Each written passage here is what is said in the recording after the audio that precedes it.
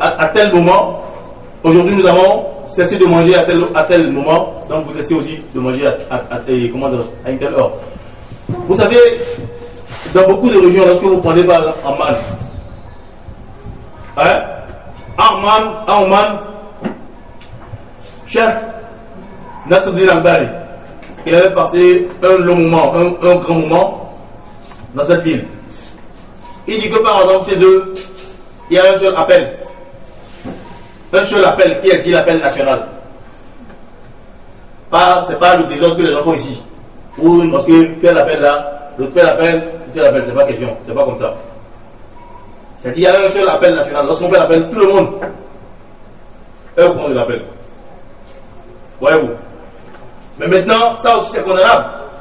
Si eux autres ils sont pas dans, c'est-à-dire ceux qui font là, c'est bien peut-être qu'on le fasse dans les zones polaires, parce que là, il y aura une difficulté d'apprécier le début du jeûne de Ramadan et d'apprécier le temps de la rupture par rapport à la nature.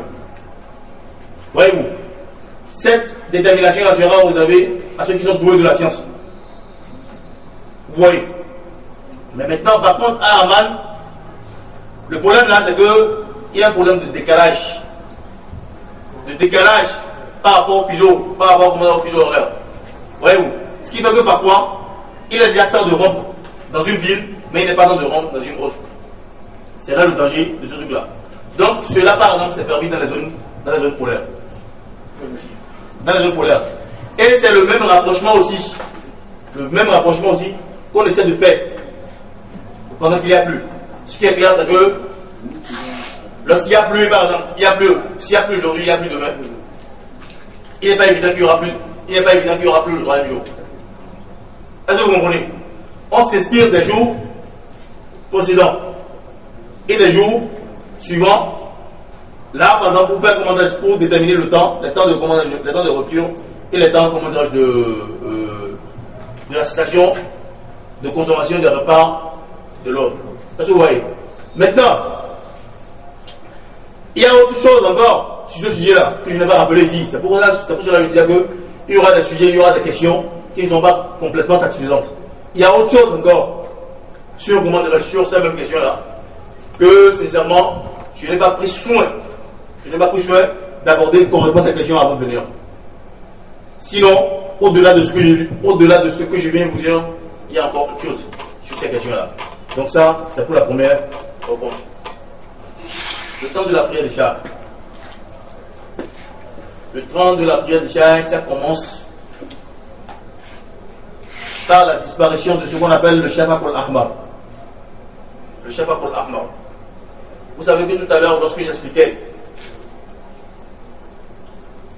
le temps de la Maghrib, j'ai dit que lorsqu'il y a déjà disparition du disque solaire, qu'il est déjà temps de faire la prière de Maghrib. Et comme vous remarquez, vous allez remarquer que la disparition de ce disque solaire, de cet axe solaire, ça continue même parfois au-delà de 19 heures. Et c'est pour ce faire que vous allez remarquer que il y a des points rougeâtres au ciel parfois. Des taches rougeâtres. Vous voyez ça? Ces taches-là, c'est ça qu'on appelle le Shafaq al-Ahmar. Tant qu'il y a ces rouges-là au ciel, le temps de Maghrib n'a pas encore commencé. De Isha n'a pas encore commencé. Et le temps de Maghrib n'est pas encore parti. Mais il est préférable pour faire la prière à la première heure. Voyez-vous? Dès que le Shafaq al-Ahmar, cette truc rougeâtre disparaît, c'est en ce temps-là que commence la prière d'Isha. Donc, chers frères en islam, nous qui pour des raisons de tafsir, ou bien des raisons de rendez-vous, nous précipitons la prière d'Isha, ou bien parce que nous voulons vite faire la prière de Tarawih, on perd la prière d'Isha à 19h30, il faudrait que nous fassions attention. Il faudrait que nous fassions attention. Nos amis qui sont ici peuvent témoigner, ceux qui ont prié avec moi hier soir, qu'on avait voulu faire la prière d'Isha, il y avait eu un débat houleux. Je leur dis, ce que moi je vois au ciel là, ne c'est pas le Shafaq al-Ahmar. Les femmes me disent que non, c'est pas le Shafaq al-Ahmar. C'est les ampoules de la SDE qui ont éliminé. Et réellement, lorsqu'on a contrôlé, on a trouvé que c'était ça. Ayez l'habitude de faire cette genre de débat entre vous. Voyez-vous, moi j'ai voulu m'imposer. Mais quand ils m'ont expliqué que non, c'est pas comme ça, c'est comme ceci, on a observé ensemble et on a trouvé que que moi j'avais pas raison. Voyez-vous? Donc, c'est ça. Ensuite, on a parlé de la prononciation de la niya. Chers frères à l'islam, la niya, ça ne se prononce pas. At-talfiz, niya, bid'atun, zalima. Le fait de dire, de prononcer la niya comme ça là, en islam, c'est une abomination, c'est une injustice, c'est une innovation. Les Sahaba ont formulé des intentions. Le prophète a formulé des intentions, il n'a jamais prononcé une niya. Les Sahaba en ont fait, les tabi'in et ainsi de suite ont formulé des niya.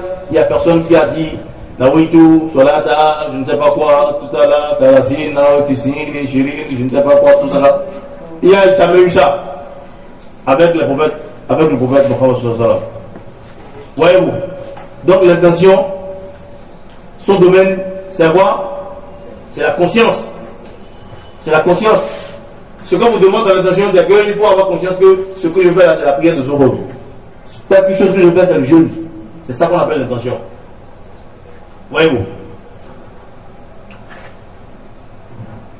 Si Dieu, l'heure de Maghrib et de Fajr, celui de Maghrib, c'est déjà répondu. Et celui de Fajr, on l'a aussi déjà répondu. J'avais demandé des heures. Ah, ok, merci. Par rapport au temps actuel. J'avais dit ça tout à l'heure. Fixer des heures, ici, ça sera une injustice. Ça sera injuste. Mais ce que moi j'ai remarqué, c'est que, Wallah, parfois, à 18h30, hier par exemple, au moment de 18h35 comme ça là, c'était déjà l'heure de Maghrib. 35, c'est déjà l'heure de Maghrib. Et je vous dis, cette erreur-là, c'est pas seulement dans les milieux de bid'a, on trouve ça, même dans les mosquées sunnites aussi, on trouve ça, ces erreurs-là parfois. Ouais, vous allez trouver les gens, peut-être c'est à cause du tafsir, hein? Surtout, le tafsir, ça j'avais oublié de mentionner cela, ça la trouve pas hier. J'avais oublié de mentionner cela, surtout à cause du tafsir. Les gens, ils commencent peut-être le tafsir à 18h. On chante pendant 5 minutes. Hein? On finit au lieu de ranger, on prend encore des questions. Il faut beaucoup faire attention. Voyez-vous? Donc, on dit celui qui n'était pas au courant de la lune, de l'apparition de la lune. Et aujourd'hui, maintenant, c'est à 10h qu'on l'informe. C'est pas seulement celui qui n'est pas été au courant. Celui qui en doutait. Il y a des frères à qui on dit, mais jeûner demain. Il dit non, vas-y, il a déjà dit de ne pas jeûner. La communauté musulmane a dit de ne pas jeûner. Quand vous êtes en face des gens comme ça, et que c'est ce matin que vous êtes arrivé à le convaincre, même s'il a déjà mangé, il continue le jeûne, il n'a rien à rembourser. Il continue le jeûne et il n'a rien à rembourser. Je réitère, il continue le jeûne et il n'a rien à rembourser. La qada alayhi. La qada alayhi. Le sujet, je devais l'aborder tout à l'heure, mais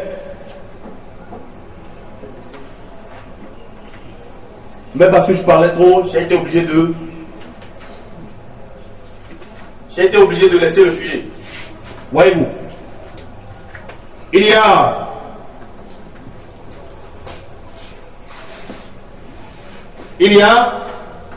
des ulama, il y a parmi les ulama ceux qui disent qu'ils doivent le rembourser. Mais Wallah, par rapport à certains éléments qui étaient arrivés au temps du prophète Mohammed sallallahu alayhi wa sallam, par rapport au jeûne de Ashura, des cas pareils se sont passés. C'est que le prophète Mohammed sallallahu alayhi wa sallam, lorsqu'il avait jeûné le jeûne de Ashura, il avait dit aux gens de faire l'appel. Il dit Amar al-Nabi min aslam an azin fi nas anna man akala falyasum baqiyat yawma wa ma lam yakun akala وما لم يكن أكل فليصم فإن اليوم عاشوراء. Je vous avais dit qu'au départ de l'islam, que c'était le jeûne de Ashura qui était le jeûne obligatoire. Et que l'islam a abrogé par la suite le jeûne de Ashura, il a remplacé par le jeûne de Ramadan. Mais c'est que le prophète Mohammed sallam, il avait demandé, et ceux qui n'ont pas encore mangé, qu'ils continuent